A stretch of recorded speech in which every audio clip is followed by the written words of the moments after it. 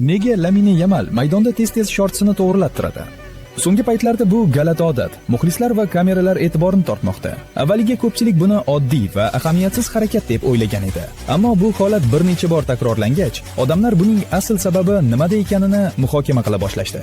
Aslida bu uning maydon tashqarisidagi kiyinish uslubi bilan bog'liq. Lamine Yamal shimlarni juda past kiyishni yaxshi ko'radi. Bu uslub uning kundalik obrazining bir qismiga aylangan. Biroq rasmiy o'yinlarda murabbiylar futbolchilardan klub dress-kodi va forma qoidalariga amal qilishni talab qiladi. Chunki bu imiji uchun muhim hisoblanadi.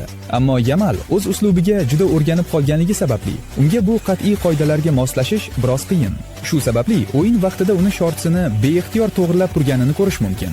Go'yo u o'ziga qulay bo'lgan odatiy holatni qayta his qilishga urinayotgandek. Siz nima deb o'ylaysiz? Bu shunchaki odatiy harakatmi yoki u voz kecha olmaydigan odatmi?